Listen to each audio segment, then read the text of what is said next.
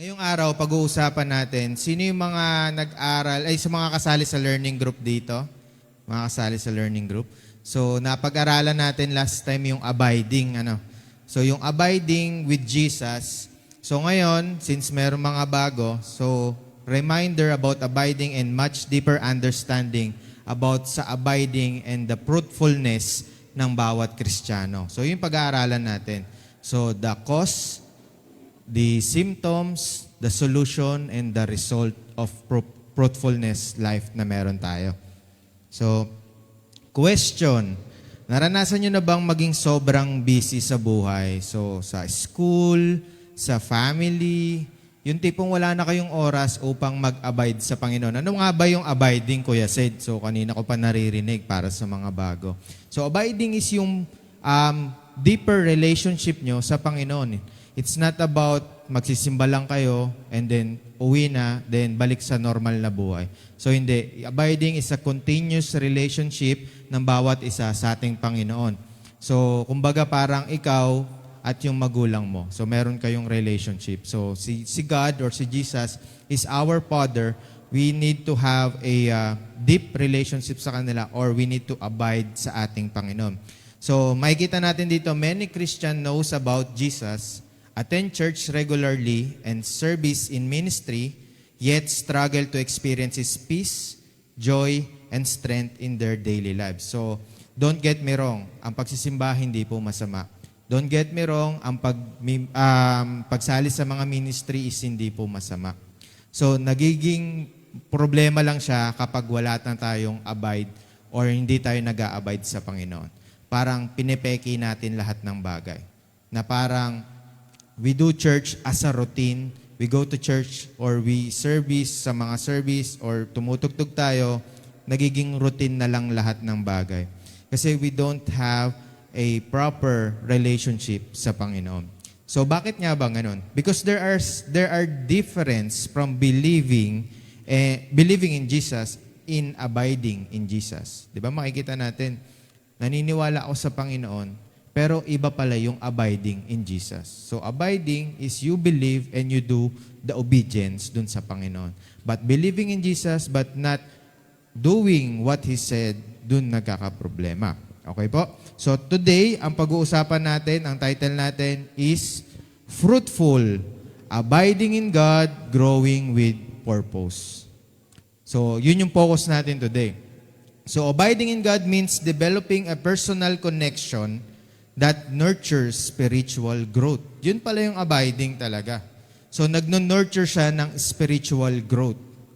Then, true fruitfulness reflects our character and positive impact to others. Not just personal success. So, yung fruitfulness pala ng bawat isa is yung nakakapag-impact sa ibang tao. Hindi lang siya personal success. Na hindi siya nakakapagdulot ng inggit sa iba. But, an impact. Bakit kaya ganito si JJ?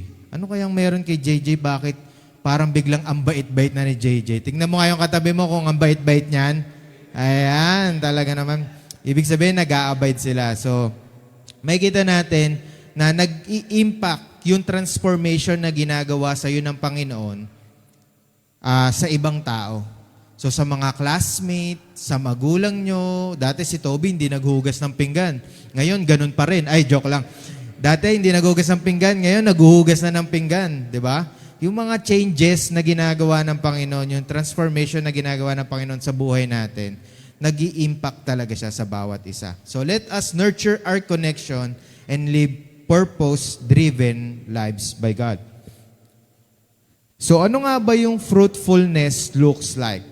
Ano nga ba yung pagkakaintindi natin? Ano ba yung itsura ng fruitfulness? Sabi dito, fruitfulness is more than visible success. So mas maganda pa to sa mga nakikitang success sa buhay natin, yung fruitfulness na sinasabi sa Bible.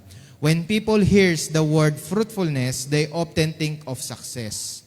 'Di ba? Pag nakita natin, naririnig natin sa Bible, fruitful tong tao na to. Pero nakikita natin yung successful lang sa buhay. Maraming sasakyan, maraming pera, maraming bahay. So, ang tingin natin doon, fruitful yung tao na to. Wealth or achievement. However, in John 15, sino yung nakakabisado ng John 15, 5, 6? Ayun o, tumataas ng kamay o. Pero ba't nahihiya? Parang medyo onte ah. So, Jesus teaches us that true fruitfulness comes from remaining connected to Him, not from own efforts. So, makikita natin sa John 15:5 na ang totoong fruitfulness ay makikita natin kapag tayo ay connected sa Panginoon, hindi lang sa ating sariling effort. May mga experience ako na sinusurrender ko na lang sa Panginoon kasi hindi ko na talaga alam yung gagawin. Hindi ko na talaga kaya. And then, all of the sudden, yung bagay na yun biglang magiging successful or biglang maa-approve or biglang magiging okay yung bagay na yun. So, in that season ng buhay ko, nakikita ko na hindi na based on my effort kaya na-approve or na-guarantee yung bagay na yun. So nakikita ko yung glory ng Panginoon na ginagawa niya kasi wala na akong kakayanan gawin yung mga bagay na yun. So makikita natin dito na if we are connected sa Panginoon, makikita natin na it's not all of our effort kaya nangyayari yung mga bagay-bagay sa buhay natin. So a fruitful life is seen in 4 ways. Nakalagay dyan, remaining in God. Sabi dito, maintaining a close and daily relationship with God. Yun pala yung remaining in God. Nakalagay, daily. Close and daily relationship with Jesus.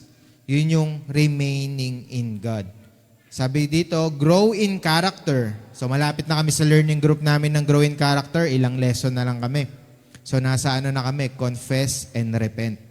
So grow in character, becoming more like Christ through love, patience, kindness, and obedience. So, sino yung nakakaalam nung verse na yan? Sa Galatians, ayun. So, ang fruit ng Holy Spirit is love, patience, kindness, and obedience. So, living with purpose. Sino dito alam na yung purpose niya? So, add ko lang, kung alam niyo na yung purpose niyo, there's a deeper foundation ng ating purpose. Ano nga ba yun? Deeper foundation ng purpose ng bawat isa? Bago natin gawin yung identical purpose natin, meron tayong dinatawag na general purpose or deeper purpose ng bawat Kristiyano. Ano yan? Which is to share the gospel. So lahat tayo, ine-encourage tayo, inutusan tayo ng Panginoon na mag-share ng gospel. Not only sa sarili mo lang, but share it with your family, your Jerusalem, and outside your Jerusalem. Means, outside your own family, nandyan yung mga friends mo, nandyan yung mga immediate family mo, nandyan yung sa school, nandyan yung So, ina-encourage tayo ng Word of God na mag-share ng gospel. Honoring God in every area of life. Yun yung living with purpose and then sharing the gospel. Impacting others. Using our lives to encourage, serve, and lead others closer to Christ. So, kapag nag-impact na pala tayo ng ibang tao, we considered ourselves as a leader. Kasi we encourage, kahit minsan hindi mo nakikita, dahil lang sa tinatransform ng Panginoon yung sarili mo, nakikita ng iba yung transformation mo, na-encourage sila, natutulungan mo sila. Ba't ganun kaya si JJ ngayon? Ba't kaya ganun si AC ngayon? So, anong nangyayari kay AC? Siguro, ito na yung sinasabi nila na natatransform si AC. Kahit sa bahay, nakikita ng magulang nyo kung may changes kayo sa bahay, transformation nyo. I'm sure, dahil under kayo ng learning group, I'm sure there are parts ng buhay nyo na na-transform na nakikita yon ng ibang tao at nakaka-impact yon sa kung paano nila ngayon kayo tignan. Hindi siya dating JJ na, but they are transformed already. So, fruitfulness is not about how successful we appear, but about how much our lives reflect Jesus. Di ba makita natin yon? So, hindi about sa successful ng buhay mo, ano yung achievement na na-achieve mo, but kung paano makita ng ibang tao si Jesus sa buhay natin. Di ba? Yung achievement successful, additional na lang siya. Kumbaga, bigay siya ng Panginoon sa atin. Even the knowledge, the wisdom, it's a gift from God. Sabi sa John 15:5, sabay-sabay po natin basahin. 1, 2, 3, go. I am the vine, you are the branches. If you remain in me, and I in you, you will bear much fruit. Apart from me, you can do nothing. 'Di ba? Napakaganda ng sinabi ng Panginoon dito. So, kailangan lang natin mag-connect sa Panginoon para tayo ay mag-bear much fruit. Hindi lang sinabi niya na bear fruit. Sabi dito, bear much fruit. Mas maraming prutas. Bakit nga ba sinabi ni Jesus na why did Jesus use a vine? Bakit nga ba vine? Hindi sinabi ng Lord na king, soldier. There are some verses na ginamit ni Lord to. Pero bakit dito sa John, bakit niya ginamit yung vine? So in this verse, he chose a vine because everyone understood that a branch has no life apart from the vine. Di ba naiintindihan natin na kapag nakakita tayo dyan ng puno, na maliit na puno or kung ano man, kapag tinanggalan niya siya ng sanga, naiintindihan natin na kapag tinanggal natin yung sanga na yon, mamamatay yon, kusa siyang mamamatay. Unti-unti siyang mamamatay. So lahat ng tao alam yon, kahit nung panahon ni Jesus Christ. So isa yon sa ginamit ng Panginoon para mas maintindihan nila. Pero marami pa rin hindi nakaintindi nung time na yan. So a branch may look alive for a while after being cut off, but eventually it dries up because it has lost its source of life. Sino nga ba yung source of life natin? Si Jesus. So that's why kinumpare niya yung sarili niya sa vine. So which is yung vine, yun yung source of life ng branches. Okay? So, today, tanungin muna natin yung sarili natin kung I'm still connected sa vine. Kung connected pa tayo, we are in a good place. Question again, what does it mean to abide? Kanina pinag-usapan natin yung ano ba ibig sabihin ng abide. But dagdag ko lang, many people think abiding simply means going to church, serving ministry, knowing Bible verse, or anything. It's all about works. Yun yung abiding para sa kanila. But Jesus teaches us something deeper. To abide means remain in Christ, stay connected to Him, depend on Him daily, walk in obedience, live in continual fellowship sa Kanya. Okay? Ulitin ko ha. So, it's not about going to church, serving in a ministry, knowing Bible verse, or reading Bible. Again, those things are important. Wala akong sinabing hindi siya importante. Importante yung mga bagay na yon.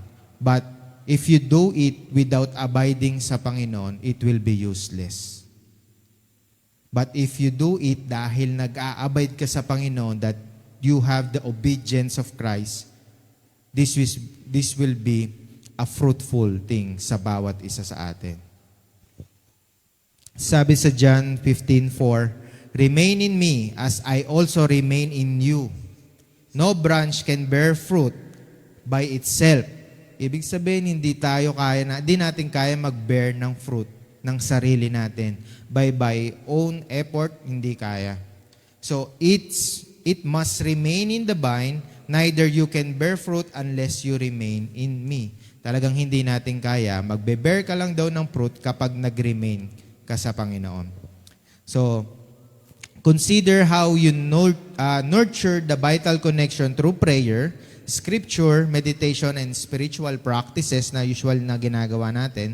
By prioritizing this relationship sa Panginoon, you cultivate the fruits of the Spirit na meron tayo, which is yung love, joy, peace, and more, which transform interaction with others. So, ibig sabihin, talagang itong transformation na ginagawa natin, na ginagawa ng Panginoon sa buhay natin, if we remain in the vine, it will impact others because you will bear the fruit of the Holy Spirit. So, which is yung joy, peace, love, and marami pa yun, yung kindness. As we explore practical steps to overcome challenges and maintain the connection, remember that this journey is about continuous learning and growth, reflecting Christ's love in the Word. Talagang continuous growth and learning ang pinag-aaralan natin. Na ano ko nga na experience ko nga siya. Kasi matagal na namin pinag-aaralan tong abiding. So nag-aaral kami sa learning group namin, tapos tinuro namin sa kabataan, tapos everyday na nagsisend pa ako ng bago ulit, nag-send ulit ako dun sa parang week 1 ulit, abiding ulit yon. So habang nagsisend ako, binabasa ko rin kasi siya.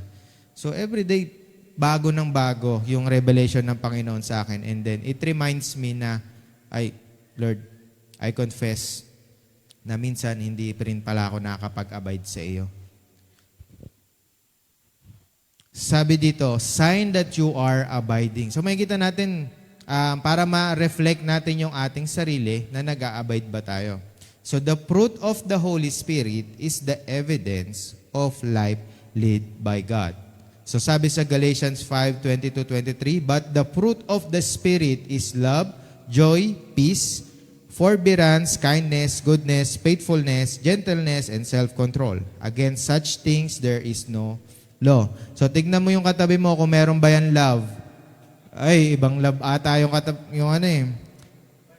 Meron bang joy? Meron. Meron bang peace? Amen. May patience ba yung katabi mo? Ayun, kay AC napuputol daw kahapon. May clean na lang. At least merong patience. Meron pa rin. Kindness. Ayan. Faithfulness. Meron ba yan? So, ibig sabihin, kapag meron tayong mga ganitong bagay, is we are abiding. Signs na nag-a-abide tayo. So, not totally na, Kuya Sid, ako kasi medyo naputol nga yung patience ko kahapon. Hindi na ba ako nag-a-abide? So, hindi ganon. So, it's a sign that you are abiding. Actually, it's a proof na medyo aware tayo sa mga bagay na nangyayari sa buhay natin. It's a proof that you are saved and it's a proof na you are aware about something happening sa buhay mo. Na, medyo mababa yung patience ko today. Then I confess to the Lord and let the Lord heals me about this patience. Sabi dito, the sign of abiding are visible, but the journey of becoming fruitful is ongoing. Okay. So, dito pa lang, makikita natin, in-explain ko kanina kung ano ba yung abiding, ano ba yung sinabi ng Lord about sa abiding. But makikita natin, yung abiding, sabi dito, visible siya na nakikita sa ating buhay. But yung journey natin of becoming fruitful is ongoing. Ibig sabihin hanggang ngayon, dire-diretso pa. So hindi, basta pagka nag-fruit ka na, hahayaan na lang ng nagtatanim or ni Lord na isa lang yung prutas mo. So may mga times, sabi nga ni Brother JR, kung if I ever recall yung sinabi ni Brother JR, kapag hindi ka masyadong namumunga, pinuprune at tinataas ka ng biner para ngayon mas mamunga ka pa ng mas marami. So, kaya wag tayong magtaka if in our lives merong mga parts sa buhay natin na pinuprune ng Panginoon. Na kailangan matanggal tong ganito sa buhay mo, malayo ka sa mga ganitong bagay para ikaw ay lumago. Kasi itong mga, especially kasalanan, di ba sabi nga sa if we confess our sin, He is just and faithful to forgive us. Yung mga unconfessed sin, isa rin siya sa mga holdbacks sa ating paglago. Okay? Ito na. The journey to fruitfulness. Ayan, magalaw yung prutas. Diba? Gusto ko mawala. Fruitfulness is not something that happens overnight. It's a journey. Hindi siya yung pagkagising ni Trisha. Bagong, na talaga si Trisha. Talagang yung patience niya, singhaba na. Simula sa kanila hanggang dito na yung patience niya. Lagi niya kasama si Toby, di umikli ng umikli. Joke. Kamot si Toby. Joke lang. So, hindi siya nangyayari overnight. Talagang meron siyang journey, yung ating fruitfulness. So, as a believer, God is continually growing us through our relationship sa Panginoon. So, paano ba tayo nag-grow?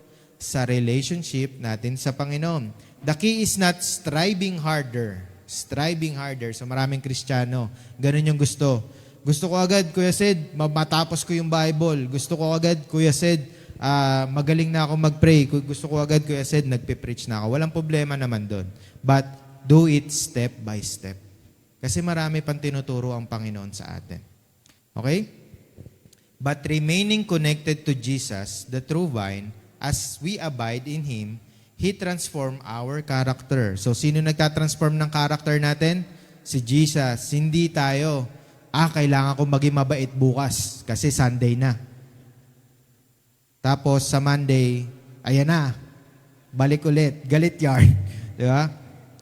So, hindi ganon. Kasi if we, based on our own will, kaya tayo nagtatransform, is magpe-fail lang yun na magpe-fail.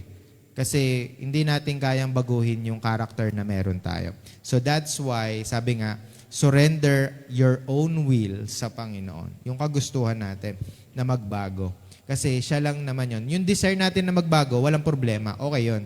But if we are exerting the effort para tayo ay magbago, kailangan din naman yun.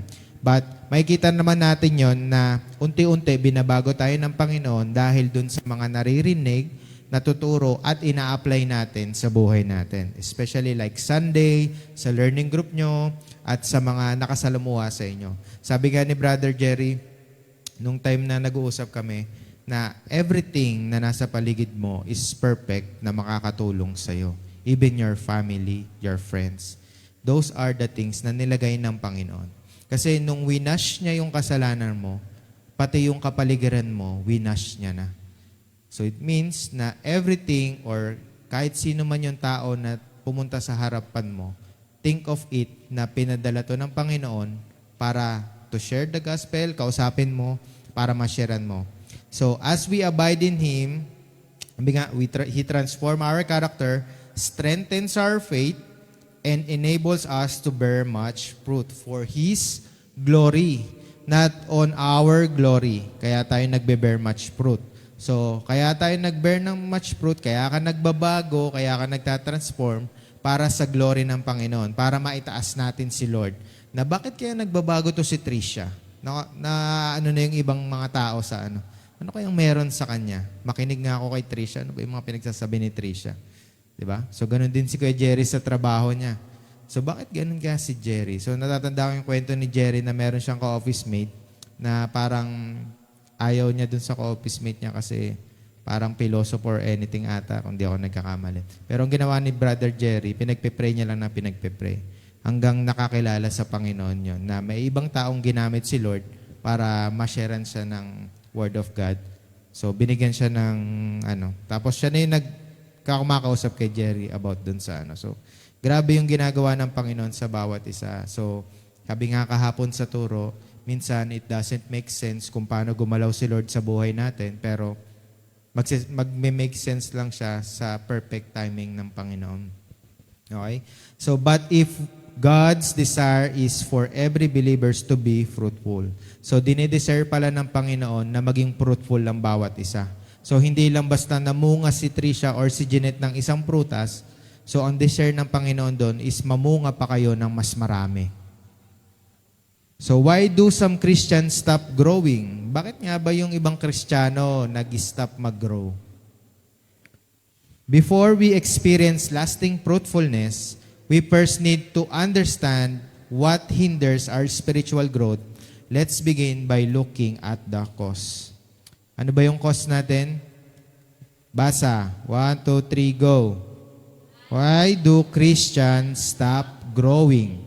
Ano ba yung sanhi or dahilan or reason kung bakit nga ba tayo nag-stop mag-grow? So, nandito na tayo sa cause. The common reasons are busyness, too busy. Modern commitments and distraction can overshadow spiritual growth. Yung sa sobrang kabisihan natin sa iba't ibang bagay, especially sa panahon ngayon ng mga kabataan na ang dami ng ginagawa sa cellphone, sa social media, na mga games, kahit ako, guilty rin. Guilty. Na-convict din ako sa mga games kasi naglalaro rin ako niyan.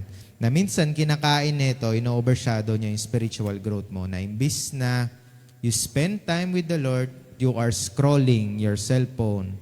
Hanggang magugulat ka na lang, 1 oras ka na nag-scroll pero wala naman nangyayari sa buhay mo. Then, na-stress ka pa. Kasi nakikita mo, baha, impeachment, tapos ano pa ba yung mga nangyayari sa Senado. So, ganun pa yung mga nakikita mo. So, talagang may stress ka pa. Tapos, mga chismis, yan. Yung mga ganyan yung makikita natin sa social media. And then, sa school, ganun din. Pinagbibisi natin yung mga bagay sa school. Not your academics, but yung mga time na spend time na wala namang katuturan din. Kasi natatandaan ko nung college ako. Dami kong papasok ako ng 7 a.m. Umuwi ako sa bahay namin ng 8 p.m. Oh, giro nyo. Napakalupit na estudyante, di ba? Yung kalahati doon, puro tambay yon. Kasi ano kami, full schedule naman kami, pero marami kaming schedule na tawag dito, walang teacher, walang prop, ganyan. Tapos hindi pa ako nagbabasa ng Bible noon. So ibig sabihin, puro tambay-tambay lang talaga nung time na yun. Pero Christian na ako nung time na yun. But hindi ko napapakita at hindi nakikita yung fruit sa buhay ko na it means na hindi siya nag-i-impact sa iba. Kasi imbis na ako yung magdala sa kanila papalapit sa Panginoon, ako yung nadadala. Nagigets nyo?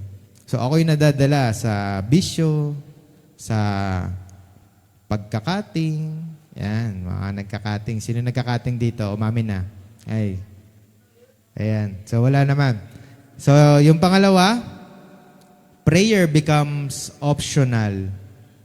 Sabi dito, optional prayer, skipping prayer during hectic times leads to a missed connection with God. So yun pala yung prayer. So minsan, becomes optional na lang na kaya tayo nagpe-pray. Magpe-pray ba ako o matutulog na lang ako? Pagod na ako, Lord eh. Tulog na lang. Di ba? Hindi natin na-realize ang dami kaya nating dapat ipag-pray. Sa buhay natin, sa mundo, di ba? Sa Pilipinas, sa family, sa immediate family. So ako din, nako-convict din naman ako minsan dito. Kasi may mga times na feeling mo pagod ka na. Na gusto mo na lang magpahinga, Lord. Minsan may mga prayer ako na hindi ko na alam yung sinasabi ko. Hindi ko na alam yung sasabihin ko. But I rest in the presence of the Lord. Na hindi naman about siya dun sa kung ano yung sinasabi mo. So it's about kung paano yung relationship mo sa Panginoon while you are praying. Kasi yung sinasabi mo, alam ng Panginoon yan kung ano yung nasa puso mo. Alam ng Panginoon, alam ng Holy Spirit ano yung sasabihin mo on that day. Pero dumarating ka sa punto na, Lord, hindi ko alam yung sasabihin ko. Pero ito yung nararamdaman ko. Hirap na ako. Diba? And then suddenly, the presence of the Lord came in, comforts you, at hindi ka na nakapag-amen, nakatulog ka na. Diba? Minsan ganun yung comfort ng Panginoon. So it doesn't matter sa prayer kung ano yung sinasabi mo. But for me, what matters is how you abide and do your relationship sa Panginoon. So don't make a prayer an optional. You can pray everywhere, every time. Kahit anong meron sa buhay mo, you can pray with the Lord. Lord, nasa interview ako ngayon. Ikaw nang bahala. Hindi ko alam yung itatanong sa akin, but I know ikaw yung maglalagay ng mga words na isasagot ko. Lord, may exam kami. Ito lang po yung na-review ko. Hindi ko po na-review lahat kasi na maaga po ako nakatulog. But I know, Lord, na hindi mo hahayaan na bumagsak ako. Pero kung bumagsak man ako, Panginoon, naniniwala pa rin ako na babangon ako. Or may mga test pa rin akong ipapasa. So don't lose hope. Okay? So dito, sabi dito, Bible reading becomes occasional. Yeah, occasional. Parang tuwing Pasko lang, ano? Ano na ba? Valentine's, yan. Magbabasa ako ng Bible. Valentine's, eh. Baka bigay ni Lord yung loved ones ko. Yan. So hindi, wag natin gawing occasional. Ano sabi sa word ng Panginoon? Meditate it day, night. Yan. Diba? Sabi nga dito, occasional engagement with Scripture hinders understanding and growth. So ibig sabihin pala, kapag hindi tayo nagbabasa ng Bible, mas napapatagal yung understanding at yung growth natin. Bakit? Tama naman kung titignan natin. Kasi lahat ng wisdom and lahat ng understanding in terms of Bible is nasa Bible. Di ba? So lahat yon kapag binasa natin, nag-grow tayo. Kahit sabihin mo na, Kuya Sid, kailangan ba 3 chapter agad yung babasahin? Hindi. Step by step. Kung kaya mong magbasa ng verse, 1, 2 verse, okay na yun. Kung yun yung kaya mo for now. And then eventually, magugulat ka, Lord, transform you. Baka 5 chapters na a day yung binabasa mo. And then suddenly, ang dami na pumapasok sa isip mo. Sino nagbabasa ng Bible yung napatanong na, ganun pala yun. Di ba? Ang dami na ganun. Kaya pala. Kasi nga, sabi, ang truth yung Bible. Hindi yung kapitbahay natin. Hindi yung kung sino man Christian ang lumapit sa atin. So, para matest natin, kung ma-discern natin kung tama ba yung sinasabi ng Christian fellow brothers natin, is we need to read the Bible. So, wag natin gawing occasional lang. Kung kailan nyo lang gusto, kung kailan lang may okasyon, tsaka lang tayo magbabasa. Tuwing linggo, tuwing prayer meeting, tsaka lang tayo magbabasa. So make it a habit, sabi nga sa learning group natin, to read the Bible day and night. Meditate it day and night. Self-reliance, depending on ourselves na. Masyado na tayo nagde-depend sa sarili natin. Depending on our personal strength instead of seeking God's guidance can stall spiritual progress. Diba? Yun pala yun. So talagang kapag nagdedepende tayo sa sarili nating lakas, yung guidance ng Panginoon, hindi na natin naririnig kasi mas na-overpower siya ng gusto mo. Diba? So sa learning group namin ni Kuya JR, kailan nga ba? Nung Sabado rin ng umaga. So may isang Christian doon na nakapagpatotoo na dumarating sa buhay niya na mas naririnig niya na yung sarili niya kaysa sa sinasabi ng Panginoon. And then, sabi nga niya doon, nagigilt daw siya. But I think that's the Holy Spirit convicting him na bakit hindi niya sinunod si Lord nung mga time na yon. Na kung sinunod niya si Lord, siguro ang ganda ng outcome ng bagay na yon. Which is, I agree.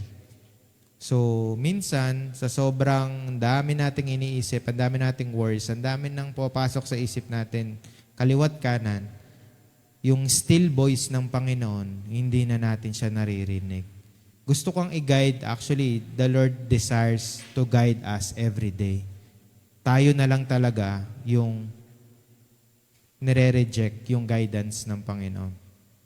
So, learning group natin kahapon, di ba, yung guidance, it's come with wisdom. Distraction. Ano ba yung mga usually na distraction sa buhay natin? Numerous distraction can convert focus from God and hinders growth. So may kita natin, itong 5 to, talagang nakakapag-hinder or nakakapaghinto or tigil or nakakapagpabagal ng growth natin sa Panginoon. So kaya, ma-check natin na itong mga common reasons lang to. So marami pang ibang bagay na pinagdadaanan ng mga believers na wala dito na possible kayo lang yung nakaka-experience nun na nakaka-hinder siya sa pag-growth ng bawat isa. Especially yung mga unconfessed sin. Ang susunod natin, the symptoms. 1, 2, 3, basa. Yun, yung kanina, ano yung kanina? Signs. Yay! Bakit tayo nag-stop mag-growth? Ngayon naman, ano ba yung mga sign para malaman mo na you are already disconnected sa Panginoon? Yung isa kasi, nag-grow ka, then suddenly nag-stop ka. So, yun yung mga cause. And then now, ito yung symptoms. Sometimes we don't notice but disconnection produce. Nakalagay dito, easily offended. So sino dito yung mabilis ma-offend? Sabi nga ni Pastor, kahit sa kortina, ma-offend ka sa kulay ng kortina. Kapag hindi ka connected sa Panginoon, kahit sa kung ano man yung nakikita mo, ma-offend ka. Ang bilis mong ma-offend. Kahit siguro sabihan kang gwapo, ma-offend ka. No, Brother Cesar? Oh, iyon. Ay, si JJ na-open. De, joke lang. So, becoming easily offended and losing peace, leading to a sense of spiritual dryness. Diba? Nawawalan ka na ng peace kasi ang bilis mo nang ma-open sa lahat ng bagay. Then suddenly, lipat sa church, lipat dito, lipat. Hanggang sa hindi mo na makita yung perfect church na sinasabi mo. Ang totoo, wala naman talagang perfect church. Alam niyo yung totoo, meron tayong perfect God. Amen? So yun yung totoo. Kasi walang perfectong church. Pero may perfectong Diyos. Na which is yun yung sinasamba natin. Sabi dito, no peace, a decline in the desire to pray and increased temptation, resulting in discouragement. Ito yung mga spiritual dryness. And easily tempted, and no desire to pray, yun yung sinabi ko kanina, easily discouraged. Yung mga bagay na yan, so makikita nyo, easily. So mabibilis ng kanina, meron kayong fruit of the Holy Spirit, ngayon, unti-unti na siyang nawawala, mabibilis na. Si AC kahapon, easily na lang yung mga patience niya, bilis niya ng magalit. So, nawawala na. So, hindi ibig sabihin nun, is totally disconnected ka na. It's a sign lang in terms of patience. Baka lang na-overwhelm ka lang dun sa mga nangyayari. So, i-check mo pa rin. So, ano yung mga nangyayari. But, everything comes with a purpose. Ano ba yung mga bagay na yun? So, baka, kasi may ganun din ako sa office eh. Parang tinetempt ako nung senaryo na magalit. Kunyari, may staff ako, hindi siya pumasok, tapos walang abiso, tapos 3 days hindi pumasok. So ano mapifeel ko? Oh yes, maraming salamat, bumalik ka. So di ba parang gusto mo magalit, pero hindi mo siya magawa since you are a Christian. But valid naman magalit, pero in a good way. So ang ginawa ko, kinausap ko siya personally, anong nangyari? Bakit ka umabsent? So, hindi agad yun, bakit hindi ka wala, niratrat mo na, parang rapper ka na nun. So, mamaya may reason kung bakit siya hindi nagsabi. So, yun pala, nung time na yun, biglang namatay yung tito niya, na which is yung nakaalalay dun sa tito niya, na hindi niya na magawang mag-cellphone dahil sa pag-aasikaso. So, ilang araw sila sa ospital hanggang sa maano yung tito niya nung pangatlong araw, ma-confirm na patay na. So talagang, nung time na yon, kailangan mo lang intindihin yung mga bagay-bagay. Sabi nga, bago ka magsalita, pakinggan mo muna. So, parang may nabasa rin ako na mas matalino yung mga taong nakikinig kaysa sa mga taong nagsasalita palagi. So, a disconnected branch cannot bear fruit, sabi nga dito. If we recognize any of this sign in our lives, we don't need to lose hope. So, pag na-recognize nyo na to, ang sinasabi dito, huwag kayong mawalan ng pag-asa. Bakit? Jesus doesn't simply show us the problem, He also give us the solution. Diba? Pinapakita ng Panginoon sa atin yung mga problema na meron ka sa buhay mo. Pero, mas mananaig pa rin yung solusyon ng Panginoon na ibibigay niya sa atin. So mamaya pag-uusapan natin yung solution. In John 15, the answer is not to work harder, but to remain connected to the vine. So hindi to work harder, na baguhin mo yung sarili mo, kailangan mahaba na yung pasensya ko bukas. Kailangan mabait na ako bukas. Kailangan masipag na ako bukas. So it's a desire. Yes, I agree. But if you're disconnected sa Panginoon, sa tingin mo it will last yung desire natin. So hindi. So first thing na we need to do is to connect again sa Panginoon and desire na magbago. And then I'm sure yung connection natin sa Panginoon and your desire will be connected. But if we just desire na magbago but we don't have the proper relationship sa Panginoon and we are disconnected, I'm sure darating yung time sa buhay mo na mapapagod ka lang magbago. Mas okay na akong maraming bisyo. Ang peace kaya ng buhay ko nung may bisyo. Parang walang problema. Sino dito yung mga napasabi na nung naging Christian ako, parang mas dumami yung problema ko. Di ba? May mga ganong bagay sa buhay natin na parang nung naging Christian ka, parang mas lalong gumulo yung buhay mo. Di ba? Pero hindi natin alam, nung time na hindi ka pa Christian, ang dilim kasi ng puso mo. Na hindi talaga, multimo ikaw, hindi mo makita na ang dami mo palang problema. Then when the Lord enters your heart, inilawan niya lahat ng kanto sa buhay mo. Then nakita niya doon na ang dami mong mga tinatagong problema pala. And then you realize na ang dumi-dumi ko pala sa harap ng Panginoon. But don't lose hope because Lord already washed and cleansed every one of us that who believes in Christ Jesus. So, susunod, pupuntahan natin, ano ba yung sinasabi ng Panginoon na solusyon dun sa mga bagay na hindi tayo nag-a-abide or na sometimes napipil natin na sign of disconnection sa Panginoon. Now, basa. 1, 2, 3, go. The solution? Ayan na. Ano ba yung solusyon or lunas dun sa mga sign sa cause and symptoms na binigay natin kanina?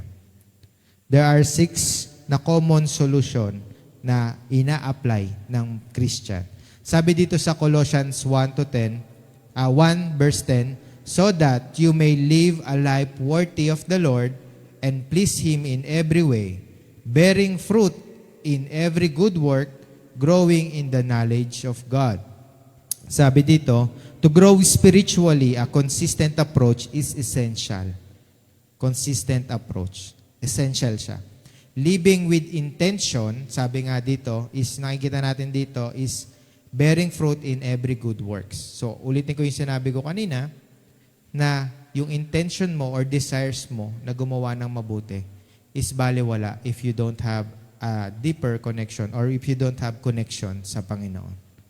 So, maraming ganito. So, hindi lang sa Christian.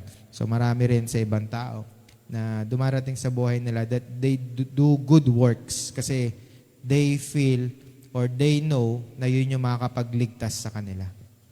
But as a true believers of Christ, we do good works. Bakit? Because we already saved. Kasi may nagligtas na sa atin. Kaya ngayon, nagiging daluyan na tayo ng good works ng Panginoon. So, emphasizing walking worthy of the Lord. Number 1, pray daily. Kanina yung pagpe-pray, naging ano na lang, di ba? Ano yung kanina? Occasional ba yon? Optional. So ngayon, sabi dito, pray daily. So yun pala yung sagot dun sa optional na prayer. Mag-pray lang tayo. Bakit natin kailangan mag-pray? Strengthens our relationship with God and aligns our heart with His will. Kung ano yung will ng Panginoon, ina-align niya to sa puso natin. So ina-align yung puso natin ng Panginoon. So strengthen our relationship sa Panginoon. So nakapag-strengthen pala siya ng relationship natin. So kaya kailangan natin mag-pray every day. Study the Word. So hindi lang basta siya read the Word. So we need to study. Studying Scripture provides wisdom, guidance for life's challenges. So ako pag nagbabasa ako ng Bible, before kasi napatotoo ko siya na parang walang pumapasok sa isip ko. Sino yung naka-experience ng ganon? Pag nagbabasa ng Bible, parang ang gulo-gulo na ito. Diba? Parang wala pumapasok sa isip mo. Ano ba yung sinasabi ng Panginoon at hindi mo maintindihan yung binabasa mo. So, sino yung mga nagbasa na ng Numbers? Diba? Puro pangalan. So, sa Exodus, Matthew, may mga pangalan. So, lahat yun may purpose kung bakit nandun. So, kailangan lang natin pag-aramin. Medyo may deeper theologian na yung mga ganun. But, sabi nga dito, provides wisdom and guidance for life's challenges. Sino ba yung nagpa-provide ng wisdom sa atin? Si Jesus, the Holy Spirit. Sino yung nagbibigay din ng knowledge, understanding? Holy Spirit, di ba? So may kita natin, hindi yung pag-intindi sa Bible is based on our own understanding. But it is the understanding given by the Holy Spirit and a wisdom from God. So, kaya lagi tayo magpagabay sa Panginoon every time na magbabasa tayo ng Bible. Kasi if we do it based on our own understanding, di talaga natin siya maintindihan. Ang hirap niyang basahin. But, sabi dito, stay faithful. Sino yung dito nag-stay loyal? Yes, mga loyalista. So, naririnig ko yun dati nung college ako eh. Pag tinatanong, hindi ako loyal, faithful ako. Yeah. Para nakukumpara yung loyal tsaka faithful. So sabi dito, stay faithful. Ano nga ba yung stay faithful? Staying faithful, trust in God's timing, and preserve persevere through unclear paths. 'Di ba? Minsan may mga dinadaanan tayo na parang hindi clear. Lord, bakit ba ako nandito? Pero maniwala ka lang kung nilagay ka ng Panginoon diyan sa path na yan. So paano nyo malalaman kung nilagay ba ako? As long as na it not contradicts the Word of God and it's not contradicts the will of the Lord sa buhay natin. Kailangan lang natin magstay faithful. 'Di ba? Especially, Lord, gusto ko nang graduate. Wala namang mabilis na paraan para graduate eh. So, talagang kailangan mo pagdaanan yung process. And then, on those process, makikita natin na yung glory ng Panginoon na siya yung mataas during that time. And then, also yung mga kabataan dito na, Lord, hindi ko alam kung ano yung course na gusto ko. Hindi ko alam, Lord, ano ba yung kukunin kong course. Hindi ko nga alam, Lord, kung bakit ako nandito sa course na to. Alam nyo, ako, isa sa patotoo ko, nag-apply ako sa, ano ba tawag doon? Nag-enroll ako sa Manila, nasaraduan ako ng mga course, pati ng school ng enrollan. So, hindi ako nakapag-enroll. Tapos, ang ginawa ng tatay ko, binato ko dito sa Laguna, kaya nandito ako ngayon. So, binato ko dito kasi yung tita ko nakabahay dyan sa Duhat. Then, nag-enroll ako sa LSPU. And ang in-enroll ko po is mechanical engineer. Yan. Sino mga engineer dito? Wala. Ako din, di ako engineer. So, mechanical engineer, pero pagdating ko doon, sabi, sarado na rin daw. Nung nagsarado yung mechanical engineer, ang pamimilian na lang HRM, teacher, tsaka yung mga pangmamang trabaho, which is yung sa course namin, mga pangmama yan, yung mga taga-ayos ng electric fan, taga-ayos ng aircon, taga-ayos ng kotse. Yan. So, pinili ko yon nung sinasabi ko, sabi, sir, meron dito electrical tsaka electronics. So, pinili ko yung electronics kasi ayoko ng electrical, baka mamatay ako sa kuryente. Ito, baka ground lang to eh. Mga ganun-ganun lang. So, nung mga panahon na yun, hindi clear yung path ko. Hindi ko alam kung bakit. And then, in-enjoy ko lang yung college. Napasali ako sa sound system group dun sa college namin. And nagdiretso siya hanggang third year, nag-OJT sa mga factories hanggang sa nakagraduate at nakapagtrabaho. And then, ngayon, nagsa-sound system na ako.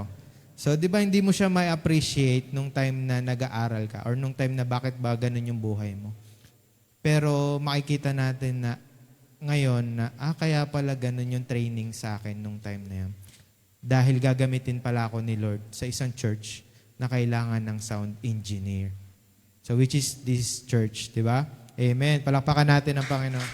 Kaya minsan sa buhay natin, kung hindi pa sure yung path na meron ka, magtiwala ka. Because I know, lahat ng decision as long as na it not contradict yung Word of God and will ng God, kung nalilito ka kung architect or engineer, kahit ano dyan, sasamahan ka ng Panginoon, hindi ka niya iiwan. So, kung magiging engineer, architect, or addict, o pag pinili mo yung addict, sasamahan ka ba niya? Malamang hindi. So, dun lang dun sa dalawa, kung mamimili ka, kahit ano dun, para hindi ka mahirapan. Kung sinasabi ni Lord, kahit ano anak, hindi naman kita iiwan, sasamahan kita. Kung ano yung gusto mo anak, hindi kita iiwan, sasamahan kita. I will let you bear much fruit dun sa pinili mong course. Diba? Gagamitin kita dyan. Yung every scenario na buhay natin, ginagamit tayo ng Panginoon. So just stay faithful. Just trust the God's timing sa buhay natin. Sabi dito, serve others. Sino dito yung mga workers na taas kamay? Yeah, marami pa tayong dito. Pwede mga mag-asheret, pwede yung mga, si Job, tumataas ng abay. Si Job, siya yung taga bukas ng electric pan dito. So, pagsaserve din yan sa Panginoon. So, dati may naalala akong kwento si Brother Cesar. Si Brother Cesar, siya asheret, tsaka naglalagay siya ng mga bangkuan. Tama ba ako, bro? Every time na naglalagay at nagpupuna siya ng bangkuan dyan, pinagpipray niya yung mga bangko na yan. So, isa kayo sa mga answered prayer na pinagpipray ni Brother Cesar noon. Na mapuno ito ng mga kabataan, mapuno ito ng mga tao, nung time na yun, habang pinupunasan niya. So, ganun din. Kayo, yung mga naghuhugas ng pinggan. Sino yung mga naghuhugas ng pinggan dito? Ayan. Di ba habang naghuhugas kayo ng pinggan, naalala niyo yung turo ni Pastor? Thank you, Lord. May kinakain kaming mga youth dito sa church. Thank you, Lord. Ang daming pinggan. Di ba? Ibig sabihin, maraming kumain. Maraming napakain si Lord. Marami tayong ulam, marami. Thank you, Lord. Malangis. Malangis. Masebo. Salamat po sa sinigang na mangga. Kahapon ni Brother Aaron, sabi ni Brother Aaron. So, yan. So, sabi dito, demonstrate faith and positively impact those around us. Diba? Pag nakikita na si JJ, si Toby naghuhugas, and then grateful sila dun sa ginagawa nila.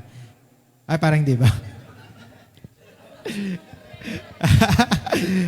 So, sino yung mga mga nag-a-arrange ng bangko, mga nagpupunas ng bangko, mga nagliligpit ng mga gamit. So, kailangan lang natin maging grateful sa mga bagay dahil may purpose si Lord kung bakit natin na-experience yung mga ganung bagay. Trust the process. Yan. Wala si Jamaica. Favorite ni Jamaica yung mga ganitong bagay. Maintaining connection with God essentially for spiritual growth, preventing spiritual dryness. So, dito pala yung sa remain. Mali ako ng basa. So, yung trust the process, yun nga, trust God's perfect timing sa buhay natin. So, kung ano man yung ginagawa mo ngayon, so may process yan. So, hindi agad process 1, 2, 3, tumalon ka agad dun sa process 4. Diba? So, hindi. So, kailangan pagdaanan mo lahat ng process para makuha mo yung result na hinahanap natin. So, sabi dito, now that we've seen how we stay connected to Jesus, the next question is, how do we know that we truly growing? Yun yung tanong. Kasi makikita natin dito, ito yung solution, ito yung mga sign na parang makita natin na nag-grow ba tayo at nag-connected tayo sa Panginoon. Ngayon, ano yung patotoo na talagang nag-grow tayo, which is mapupunta tayo sa result natin. So, 1, 2, 3, basa. Fruitful life. Yan na. So, ito na yung result. Meron na tayong fruitful life. So, ito yung tatlo sa sign na meron tayong fruitful life. Sign of a fruitful life, walking in obedience. Ayan. Connected to God and serving others. So, exploring sign of a fruitful life involves walking in obedience and serving others, reflecting a heart connected to God. Walking in obedience, aligning actions with God will, trusting His path. So, kailangan lang talaga natin mag-trust sa Panginoon kung ano yung sinasabi niya sa atin, sa bawat isa. So, kung kailangan natin makinig sa magulang natin, gawin natin. So, kahapon, yung topic, medyo emphasize siya dun sa parents ng bawat isa. So talagang kailangan lang natin magtiwala sa mga taong nilagay ng Panginoon sa paligid natin and trust the process. Then I'm sure it will bear much fruit on God's perfect timing. Serving others, sabi nga dito, a natural extension of obedience showing loves and kindness. So, natural extension of obedience. Nagpapakita pala yung natural extension ng obedience ng love and kindness sa bawat isa. So makikita nyo that it will impact others. Sipag na mga kabataan natin yan, mga ganun no? Mamaya maghuhugas na yung iba dyan. Fruitful na yan. Talagang and kindness, mababait. Mababait ba yung mga kabataan dito? Uy, parang hindi mababait, yan. So, a strong connection to God, which is yung connected to God, leads to action that testify to our spiritual vitality, resulting in a fulfilling and impactful life. Talagang if connected tayo sa Panginoon, talagang may natatransform at natatransform sa buhay natin.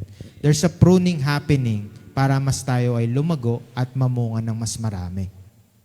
Embracing obedience, service, and connection nurtures spiritual fruitness. Spiritual fruitness, hindi yung mga bagay na nakikita lang natin. Meron tayong spiritual fruitness and it will result, actually yung connection natin sa Panginoon, ang byproduct na lang nun is yung good works. yung mga bagay na ginagawa natin na nakikita ng bawat isa that impact others. Then magugulat ka na lang na kung nakikita nga lang natin yung spiritual growth natin, siguro mamamangha tayo dun sa development ng spiritual growth natin. Sa ngayon kasi, kumbaga parang kung makikita mo, para siyang tao. Sino yung mga naglalaro dito? May mga sa games kasi ganun eh. Pag tinignan mo yung character stats mo, may mga tumataas kapag ka nag-grow habang nagle-level up ka. So, ganun din siguro sa spiritual growth natin. Habang nag-a-abide tayo sa Panginoon, nagle-level up tayo. Yung spiritual growth natin, ibig sabihin, nagle-level up. So, marami na tayo natututunan, yung wisdom, yung understanding, yung application, yung obedience natin sa Panginoon. So, talagang dun sa mga part ng buhay natin na yun, nagiging fruitful tayo. So, fruitful is a visible. Fruit is a visible, but growth happens beneath the surface. Yung pinaka-growth ng buhay natin, nanggagaling talaga, tawag dito, happens beneath the surface. Ibig sabihin sa loob, nag-start. Before God produce fruit through us, He first grows something within us. So let's discover what God is developing in our lives. So ano nga ba yung dinedevelop ng Panginoon sa buhay natin? What is God growing in you? Faith in difficult season. So yung turo ni Kuya Jerry last time about dun sa wilderness, sabi nga ni Pastor, hindi gusto ng Panginoon na dumaan tayo sa mga difficult season ng buhay natin. Sometimes there are areas sa buhay natin na it will affect kaya tayo napupunta sa bagay na yun. But ayaw ng Panginoon na dumaan tayo doon. Gusto ng Diyos na magkaroon tayo ng payapang buhay sa mundong ito. So para maranasan natin yon, is mag-connect lang tayo sa Panginoon. Sino dito yung may problema na pero grateful pa rin? Amen. Yung makikita mo pa rin yung joy. Diba? Parang walang problema to si Brother Cesar. Lagi na angit pero kailangan ng 30,000 yan. Diba? Ganon, di ba? Pero grateful ka pa rin sa mga nangyayari sa buhay mo. Diba? Ako minsan ganon. Wala na kaming makain. Kumbaga, mukha lang maraming nakakain kasi malaki si boss. Pero minsan may mga parts sa buhay namin ng misis ko na wala kaming pambili ng ulam ng tanghalian. Kinakausap niya na ako, wala pa tayong pambili. Magpe-pray na kami. Maya-maya, eto na yung customer ni misis, magpapalinis ng kuko, magpapagupit, bibigyan kami ng 200, 300, may pambili na kami ng lunch. Tsaka na namin puproblemahin yung dinner. E di pagpe-pray ulit namin yung dinner. And then magpo-provide ulit si Lord. So talagang every part ng buhay natin, kung dumadaan man kayo sa difficult season, just be grateful kasi may buhay tayong Panginoon na naririnig niya lahat ng prayers natin. So reflecting on our faith during difficult times reveals growth, opportunities, and deeper trust in God. Yun pala yun. So talagang kailangan lang natin mag-abide sa Panginoon. Kasi nung time na yun, kunyari ako, kung mangyari man ulit sa amin ng misis ko yun, and then I don't have a proper relationship sa Panginoon, I'm sure kung wala kaming pera, bibili na ng ulam, mangungutang na agad ako. Yun agad ang solusyon ko. Mangutang na lang tayo. Pero hindi. Ngayon, we pray and we ask guidance sa Panginoon. And then He provides after our obedience. So, wisdom for decisions. Yan nga, di ba? Binibigyan tayo ng wisdom ng Panginoon sa decisions natin. So, each decision invites God's guidance for clarity and direction. So, minsan yung direction na binibigay ng Lord, tayo na lang din yung ayaw sumunod eh. But, God's give a clear at minsan, hindi clear yung direction. Di ba? Si Abraham, mukha lang siyang hindi clear sa atin. But yung direction na sinabi ng Panginoon is direct. Sabi niya kay Abraham, iwan mo yung pamilya mo at pumunta ka sa lugar na sinasabi ko. So clear naman yung sinabi niya and direct. Diba? So, ang hindi lang parang clear kung ako yung sinabi, bakit kailangan kong iwan yung pamilya ko? Diba may mga question tayo. Sa side natin hindi clear, pero sa Panginoon, clear yung sinabi niya. Anong mahirap sundin? 'Di ba? Minsan kasi mas namumutawi or mas na-empower yung sarili natin kaysa dun sa gustong mangyari ng Panginoon. So, patience, true process, nakalagay dito. This virtue help us trust God's timing, teaching us to wait with hope. Diba? Sabi dito, patient true process, na maghintay tayo with hope. Hindi lang basta maghintay. Then suddenly, mapapagod tayo kakaintay. Sabi dito, wait with hope. Then dito, love for people, love and purpose. Loving others aligns us with God's purpose, providing fulfillment through our action. Talagang nagpo-provide siya ng fulfillment sa ating mga actions. So, lastly, yung purpose through obedience. So, kailangan talaga natin mag-abide or mag-obey sa Panginoon para makita natin ano ba talaga yung purpose ng Panginoon sa buhay natin. So, God is more concerned with who we are becoming than simply what we are doing. So, mas concerned sa yung Panginoon kung ano ba yung magiging tayo kaysa dun sa mga ginagawa natin ngayon. Kaya ang ginagawa niya, tinatransform niya kung ano yung nandito sa puso natin. Ano yung within you, yun yung tinatransform niya. Kasi yung good works, it will flow kapag na-transform na yung nasa loob natin. So, sino dati dito, diba, sabi nga, may mga part sa buhay mo na dati, hindi naman ako mapagbigay. Ngayon, mapagbigay na nga ako. Hindi ko na nga alam kung bakit eh. Diba? Kasi may tinatransform si Lord na hindi mo alam. Behind the scene, may ginagawa si Lord sa buhay ng bawat isa. So, yun yung kailangan natin, maging grateful tayo sa mga bagay na yun, na sa mga times na hindi minsan sa mga times na minsan akala natin hindi gumagalaw si Lord, yun yung mga times na mas marami siyang ginagawa sa buhay mo. So talagang kailangan lang natin i-trust yung process at yung mga ginagawa ng Holy Spirit behind the scene na hindi natin nakikita. So sabi nga, walang kwenta lahat ng ginagawa natin kung wala tayong life application. So today, ask yourself, am I spending time with Jesus? So remember that church is a nurturing, dito, sa pangalawa. So dito sa spending time with Jesus, tanungin natin yung sarili natin, nakakapag-spend ba tayo ng time sa Panginoon? So sabi dito sa pangalawa, am I just attending church? Sabi dito, remember that church is a nurturing community. Hindi lang siya basta routine na ginagawa natin. So, kailangan natin ng church for fellowship, for nurturing each one of us. But if you do it by a routine, so hindi mo na na-appreciate yung ginagawa ng Panginoon sa church na kinabibilangan mo. So, again, kung nag-a-attend ka lang sa church, but just for a routine na ng buhay mo, there's something wrong. So, just confess it to the Lord, and I'm sure that Lord or God will heal you on that part. Is my relationship with Him growing? Lumalago ba ako sa Panginoon? Growth signifies change and development in your connection with God.